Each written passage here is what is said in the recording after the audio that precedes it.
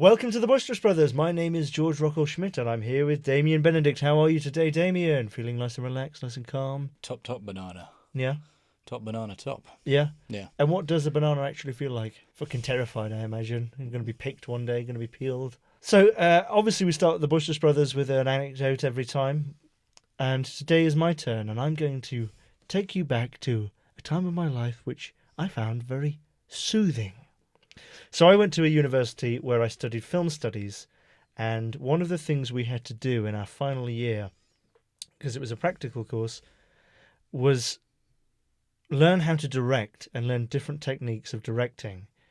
And it was decided by our lecturer, our tutor, that one of the best ways to understand actors and how they think was to do a bit of acting, right? Oh, no. Right. So we had to write monologues, just a 2-page monologue, a small monologue, kind of like a minute long. And so we had to write monologues, and then the monologues were kind of passed around randomly, so you'd have to read someone's random monologue. Right? Oh, right, okay. Right, yeah. And I wrote about the time I was in boarding school in the 1920s, and I had my first homosexual experience. Because I knew this was going to happen, right? Yeah. You really sold the motherfucker out, didn't you? Nice one. Yeah. Funnily enough, that mine wasn't one of the top 5 picked for a public. Really? Yeah, a public wording. What would you call that? Mouthing, monologuing. But that isn't what I want to go on about. What I want to talk about is our tutor decided that for us to become actors, because we weren't actors, right? We were just learning how to manipulate, how to work with actors. The best thing for us to do would be to meditate in the class for 10 minutes, right? So he starts to talk about this, and he starts to kind of, give the reasons why meditation's good, and, fair enough, I can understand why some fruit might like it or something. So he says, all right then, I'm going to talk you through it. Everyone sit there and do exactly what I say. Okay. So we're waiting for him, and he's taking his time, and he's acting relaxed. I don't know if he is relaxed. And then he says, I want you to close your eyes. And everybody closes their eyes, but I don't close my eyes. Yeah, right. And I want you to think of a beautiful place that you've been to at some time in your life. Think about walking through it barefoot. Think about the meadows or the river, perhaps. Right? And everyone's doing this. Everyone's closing their eyes. And then he says, now, move your index finger to your thumb, like an OK symbol. And hold both your hands like that, in line with your temples. And everyone starts to do it. And I guess I start to do it as well, but I've still got my eyes open. I can't bring myself to close my eyes because it's just a nightmare when I do. I'm listening to it and my skin is fucking crawling. Right. So he builds it up, and he says, and I want you to think about losing your body. I want you to think about taking on another person. And then he goes, And I swear to God, I must have burst a blood vessel trying not to fucking laugh at this. Right? And he keeps going on and on and on, because this was only like 3 minutes in, and there were like another 7 minutes where he was doing this. Right. Just talking. And I like, other people around me definitely heard me, but they didn't say anything because I was really trying to suppress it. But I kind of think he must have heard me as well, but he was just like in his happy place, right, doing his own thing that he didn't get it. Like, he didn't open his eyes or anything, because I was like, crying into my hand. I imagine people just feel like the ripple in the ground. Right. So even increasing. So streams of tears were coming down my face, right? I was just doing that. And I was bright red. Like, when you can tell you're bright red, you don't have to see yourself. Like, you feel that heat from your face. Bright red. Right. And I'm like, I am shaking. My knees are knocking together because I am laughing so hard. And it's one of those things, right? It wouldn't be that funny if I was just allowed to laugh. Mm-hmm. But because I couldn't, it was just hilarious. So he starts to come out of it, right? And I know I can't be laughing because he's taking it really seriously. And I managed to stifle it. And he opens his eyes and he sees me. And I'm like the first person he sees. And he says, "Very good, George. I see you really got into it." What the fuck? Yeah, because I was crying. Oh my God. Like, yep, I did, I can't breathe. Oh. Yeah, there you go. That's how you got an A in that class. Yeah. I've tried meditation other times, but I guess the meditation I've tried, like on my own, has basically been lay down on the ground and close your eyes. Yeah. And when it does work, it's just like, oh, I fell asleep for 2.5 hours. Yeah. I've tried it a couple of times, and invariably either I get sleepy, Yeah. or well, I have tinnitus, so if I try to like shut down anything, I shut my eyes, I sit down. I don't have a mantra or anything like that. You hear the Nuremberg 1935 speeches, don't you, when you close your eyes? Oh yeah. Yeah. It's like that. Was it that bit in South Park when Cartman's trying to get into character? Yeah. The entire show. Yeah, and He just sees like the Hindenburg and shit. But yeah, when I do anything like that, I just get tormented by the sound of ringing that sounds like screams in my head. So no, it's a write-off for me. Well, can't you meditate with like music in the background or something? Yeah, but I mean, it's all like maybe you could, put on one of those water albums. I hear the Splish Splash show is very the good. Splish Splash show. Oh, the sounds of the rainforest, stuff like that. I don't know. I get it. I think meditation does work and it is good, but it's not as good as a wank. No, you're right. I used to know someone who did Bikram yoga. Do you know what that is? Yeah, I do. It's where you do yoga, but it's in an offensively humid. I would say it's in a sauna. It's not about humidity. It's just like the room has been put up to literally 50 degrees Celsius. That's like the temperature of a cup of coffee. Yeah. Yeah. For some reason, I don't know why. I mean, do you know what? If you want to fucking sweat, it's pretty easy to make your bathroom steamy. Yeah. Just stay at home. Yeah, I know. My first experience with Bikram yoga was when I used to work for Bikram yoga when you were a yoga teacher for 15 years. Oh god, yeah. When you used to work for what? Supermarket. I worked on the customer service desk, and we one of the things I'd have to do was validate parking there. But obviously had a lot of people. This is on a high street that would try to pull a fast one, what have you. But we did. The car park was for Sainsbury's. And for whatever reason, this yoga studio that was across the street. Other supermarkets are available. Yes. Yes. Although none are as good as Sainsbury's. Oh, yes. I love Sainsbury's. Yeah, Bikram yoga was across the street. I remember that. Yeah. And I really had no kind of idea of what it was. I just figured it was like the name of the studio rather than a specific type. But the kind of people that would come in were absolutely fucking revolting. Yeah. Otherwise, normal people that had been shriveled to a fucking prune. Yeah. And it's fucking disgusting. They would trail in. They just looked like they didn't have any water left in their bodies. No, exactly. Yeah. And it's just head to toe, just absolutely fucking soaked. It's like, what the fuck has happened? Is it? You okay? Look out the window. It's like, well, there's no torrential rain. What the fuck is going on? And they'd have this offensive fucking odor from like 10 feet away. Yeah. And because they'd just been mellowed out, they'd always had this. They always try to engage me in like a really kind of cool Earth Mother type of fucking conversation. And you would always deliberately, get on the counter and be like, "Vicky to Alpha." Oh god, yeah. I mean, I had no time for that. I mean, granted, What would they say? Hi, fellow Earth Seeker. Yeah, kind of. They didn't have a specific topic. It was just small talk, but they were just very floaty and in love with themselves at that point. And I would have been slogging through like hour 8 of being stood behind a desk in a pissing job I into fucking a hated. can. Yeah, and I was like, I don't share your calm and serenity. Yeah, just here's your parking. Goodbye. Yeah, I think absolutely. Yeah, they go. Yeah, I mean, I don't mind people being like that. It's when they try and make you like that. Yeah, or it's like. Oh, see, because they've cracked the code. You know? Yeah, but what I'm saying is, these are the people who don't have the balls to be shits, right? There's a lot going on in that sentence.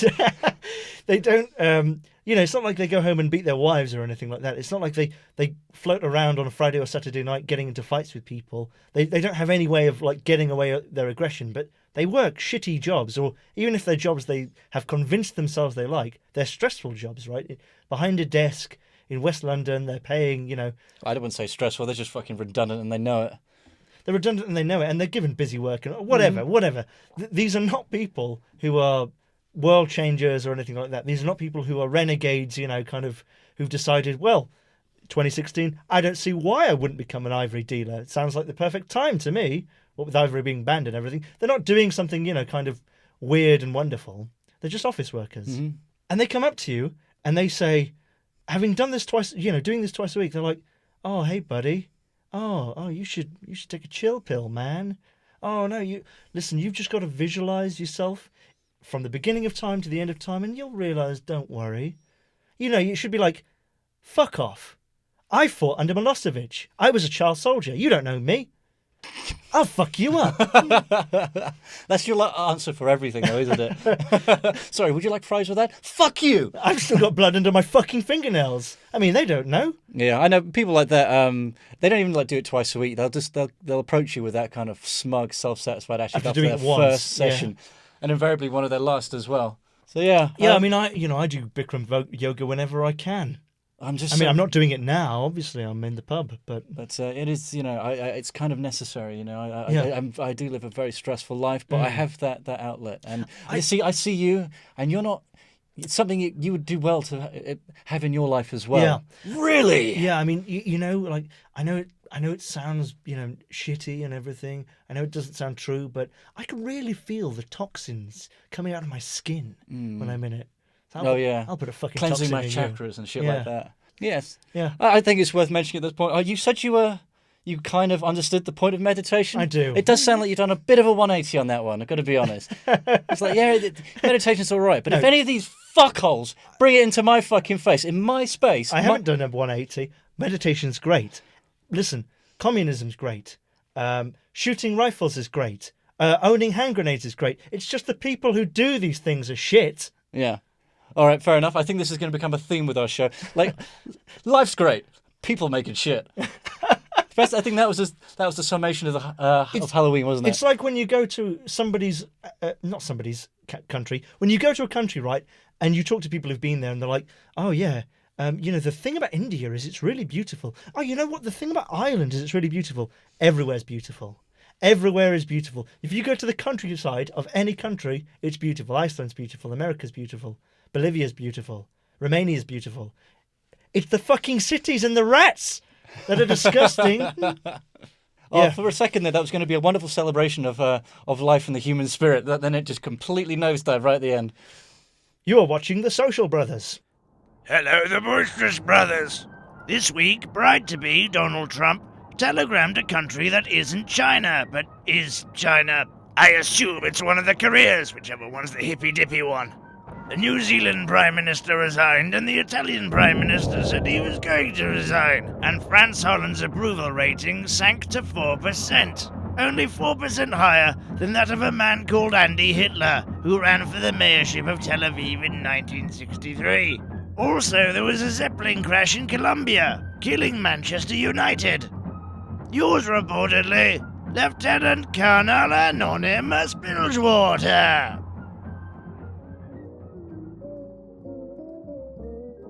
He's got the whole world in his bottom. He's got the whole world in his bottom. He's got the whole world in his bottom. He's got the whole world in his bottom. Frasier explains to his father and brother that today he realised the dream he has held since he was a small girl, to direct a radio play. Lazy though, he simply casts all the Frasier friends from his office. The production falls apart as the dogman fails to turn Chinese, the restaurant dandy just wants to flap his arms like a butterfly, and the office bike eats cheese until her teeth fall out. Frasier resolves to bully his friends until opening night, to which they decide to abandon their roles en masse. Left only were Frasier and Brother Frasier making silly voices with balloons. This was a funny Frasier. So this is the one where Frasier directs a radio play, which obviously, because he's Frasier, he mucks up. I mean, I would quite like to see some sort of very successful TV show where every episode somebody does something and it's all right. Yeah. Nothing bad happens or anything. Yeah, but this is obviously not the show for you. Why? Well, I mean, it's just, it's Frasier, isn't it? In it, he always does, you know what I mean? He always does something wrong. Like The Walking Dead is just like a kind of episodic account of people who just clear out zombies and rebuild civilization, no problems. Yeah. I mean, it only runs for season and a half? No, it runs for 185 episodes. It's meticulous. This one's called The Opening of the First Hospital, Part 7. There's a 10-minute bit where they're just sterilize the needles. Yep, try it again. Nope, try it again. Did you prick yourself? Oh, good. That's lucky. Yeah, they always have these stunning montages where they're rebuilding red tape, and it's just people filling out forms and organising people. Yeah. Yeah, I mean, one of the first things you've got to do when you rebuild society, I think, is get the photocopiers working again. Mm-hmm. Because without that. Do you remember school's reprographics? No, They I had don't this remember that. huge room, and it was full of photocopiers. And there was like a woman basically lived in there, and no one ever saw. Like it was someone you never saw walking around school, right? She must have had she must have either had her own entrance, or she just lived. Yeah, there's like a little trapdoor at the bottom. Down there, there's a pot noodle and a beanbag, and an old black and white TV. No, I don't really remember that, but I do remember you'd see every now and again like some of the teachers' aides who you weren't really sure were aides at all. So you'd have these people that were walking around that weren't of the right age. I don't know. I always got the sense that they were aides. Human aides. Human aides. Not that they had AIDS, but that they were aides. Like if we're the white blood cells, they're the aides. Oh god, yeah. Yeah, and that I got that impression because they were constantly absorbing children and growing in mass. Yeah, they were. Yeah, they were just like these giant amoebas. Yes, they were. Our school was a nightmare. What is that over there? Is that a teaching assistant? No, that's AIDS. Yeah. Yeah. No, I'd see these people, and I don't remember the lady you talk about in the photocopier room, but I'd see people that had these weird roles in school. People that obviously didn't fit in with the students, not all the teachers. Do you remember the man whose job it was to sit in the library? Oh god, yeah. Like he didn't do anything. He was just came in. Maybe they didn't pay him. Well, yeah, he started kind of harassing students a little bit. Did he? Yeah. I mean, he used to. One of our friends. He used to go hiking with one of our friends all the time. Bearing in mind this is like a 60-year-old man and we were 14. Yeah, but for whatever reason, I mean, he somehow got my number at one point. What? You got your number? Yeah, I don't know how. And you were like on your bed with your kind of your little feet lying on my belly, flicking back and forward, and playing with the phone line in your dressing gown. Yeah, you got a huge towel on your head. He's calling again. Yeah, but I mean, I don't know how. Yeah, I seriously don't know how he got my phone number. I think he did like fucking. He got your phone number. Yeah, he did. For whatever, I spoke to him like once in the library, and I used to do a lot of drawing in there, and he was really kind of into it for whatever reason, and then he just thought we'd be friends after that, and much like this other guy that used to go hiking with him, I think they had like a bit of a bust up or something happened, so they weren't hanging out. Really? I didn't know that. Then so was this guy a pederast? I think so. Yeah. Okay, like he was into boys, right? I think so. Yeah. We should try to call up and kind of ask that we go hiking sometime. No. Yeah. And you actually spoke to him on the phone. Yeah. Because you didn't go hiking. No, not once. No, I always said no, but it was a couple of weeks. Hiking. It sounds like we were part of the fucking Hitler Youth or something. Yeah. Can you play the trumpet? The thing about Bavaria is it's just wonderful to hike through in your tiny leather shorts. And he would make those suggestions as well. Yes. It's like, don't worry about what you're going to wear. I've got an outfit sorted for you already. And by the way, did I mention we're going to Bavaria? Yes. Like, are we walking there? Is that a euphemism? We're going to Bavaria. What? Okay, so go on then. So he called you. Yeah. Again, would just always offer the same fucking thing. Do you want to go out hiking? This, that, and the other. And he called you multiple times. Yeah, I would say no every time, and after first they kind of was like being polite and then just kind of making excuses, but after it was just like no, until one day, I think I was at the hospital for whatever reason, but I think I had a mobile that he was calling, and then I just blocked the number. Then he called the house somehow. What? Yeah, and you never told me this. I didn't really know what to make of it at the time, so I just did not bother to. I was really freaked out about it. Yeah. I had no idea that this happened. So, when you said he called you, I thought he called you once. Oh no, it was a lot. He was really pushing for it. Like dozens of times? Probably around that, yeah. Oh my God. I mean, this maybe happened over the space of like 3 or 4 weeks. I can't really remember. Well, I mean, you've got to ask yourself, what would have happened if you'd have gone with him? Would he have just killed you, or would he have raped you and killed you? Well, that's pretty much what was going through my mind. I didn't know what to fucking do with it. But yeah, he called the house, and that's when I was out, and then he spoke to my dad, and then that was it. Never again. Because your dad was like, "Hello." It's like, of course he will. The blessed. Yes, of course he will. I'll make sure he gets right into your, what do you call your house? Clutch. I will option my son's body. Remember, you've got to clench to block his interference. Squeeze tight to block his interference. That was your dad's advice. Yeah, maybe, yeah. That is so bizarre. And I think after the end of that school year, because I think we're at like April, or April, May or something like that, he never came back.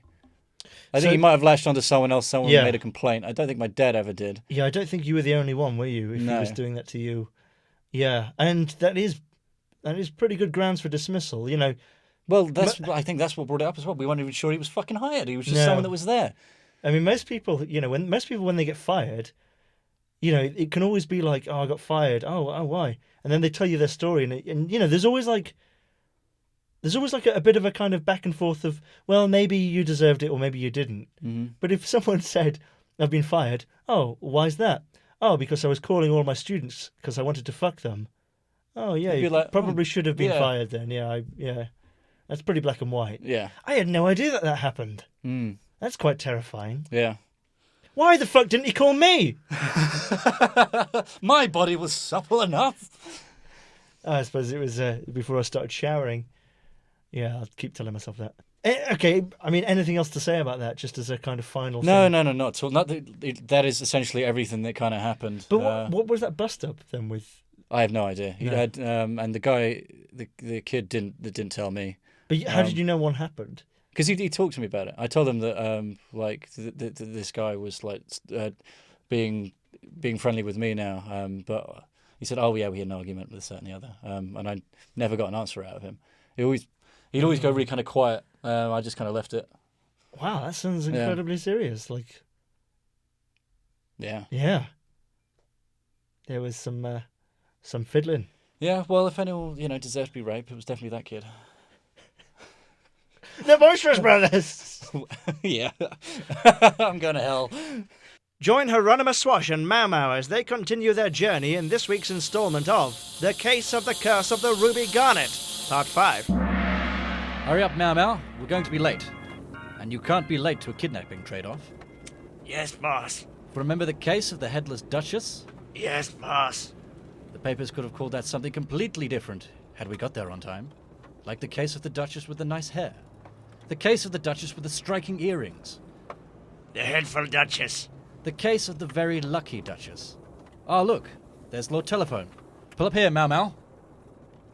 Lord Telephone. Mr. Swash, it's almost 3. Do you have the Ruby Garnet? Right here. And you're sure this will work? Did Albert Einstein fail maths at school? No. Didn't he? No, he was excellent at maths at school. Was he? What a peculiar thing to say. Those bastards at Perusa's Almanac. But you're sure it will work? Did George Washington? Do you think it will work? Yes, of course. Come on, let's go. Do you see them, boss? Not yet. What do they look like? Like 2 trench-coated men with a woman trapped in between them. Shame it was the trenchcoat convention this weekend. Well, what can you expect? This is the trenchcoat capital. Indeed. Look, Mau Mau. There they are. Swash, you have the Garnet? You have Lady Telephone? She's right here, beneath this veil. Ungag her. And have her scream out like the last sausage in the pan? I don't think so. Last sausage in the pan? What's he talking about, Mau Mau? Like when a sausage full of vapor begins to squeal because it's been left on hot metal for too long. Oh, like when you boil a sausage and don't puncture it and it explodes if you leave it too long. No, like when you do puncture it, but leave it frying, and... Hey, shut up. Are we doing this or what? Well, we are here. How are we going to do this? Give me the Ruby Garnet. Give me Lady Telephone. All right, we'll trade all at once. Magazines for sale. Get your fruity magazines here. Sexy, glossy, fruit-filled magazines for sale. Not now, magazine seller. Quick, trade now. Yoik. Lady Telephone, your ordeal is over. So long, suckers. Wait a minute, that's not Lady Telephone.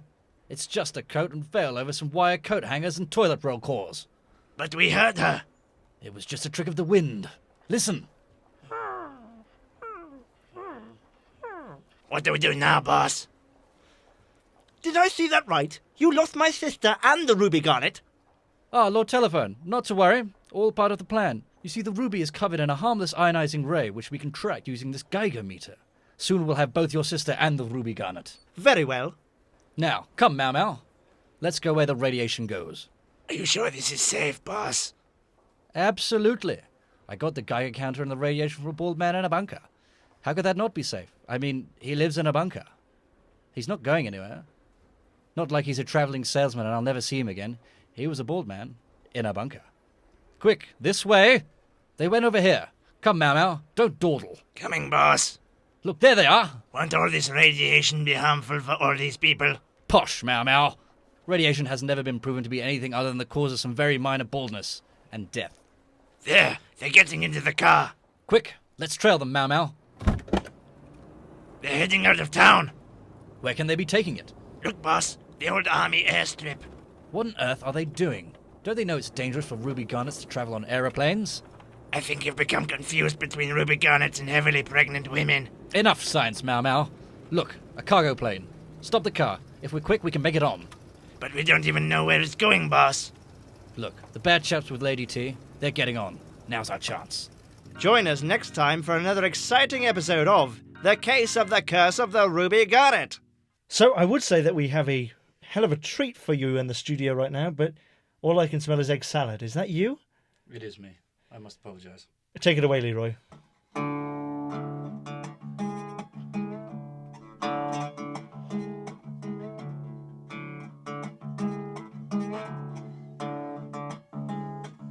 Oh, go on the wall and talk to the tall man with yellow thing. It's got its eyes on you, boy. Don't talk to the tall man. Put you in his ring. Don't talk to the tall man. Don't touch his thing.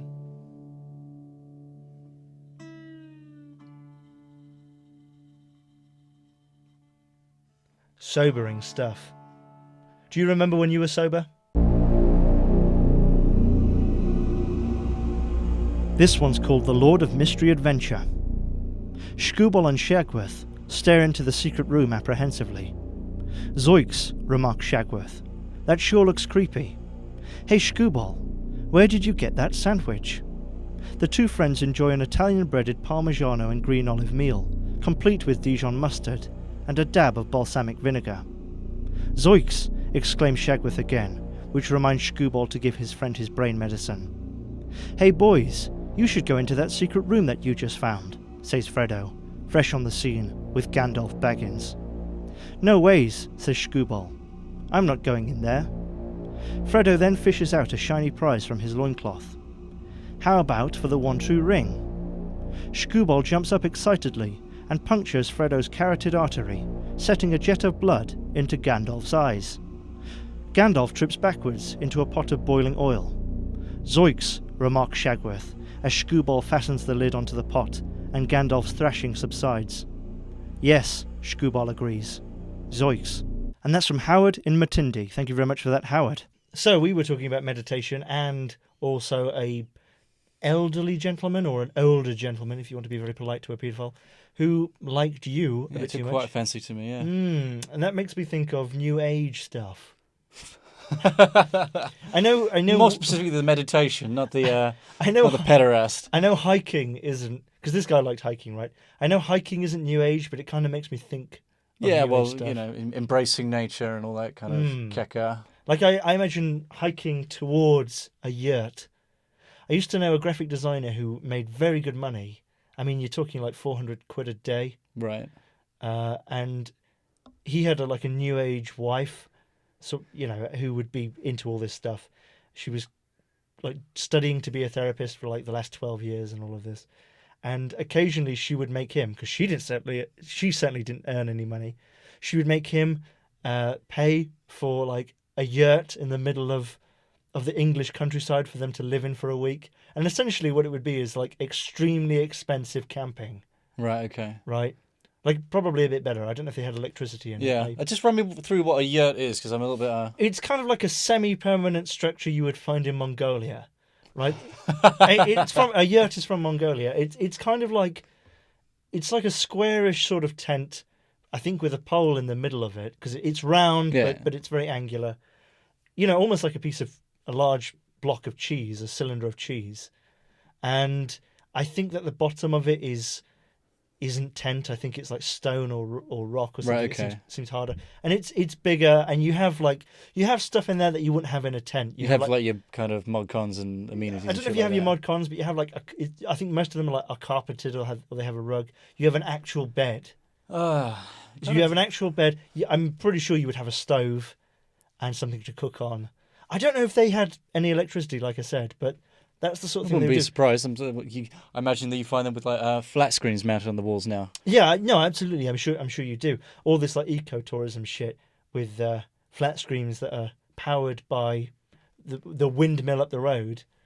Forgetting of course that they've been manufactured with a lot of plastic. Yeah. So yeah, he would do that, and like I say, he spent hundreds of pounds for one night doing this for whatever reason. I guess it wasn't just the yurt they were renting; they were renting land, and I think there was probably some sort of exercise.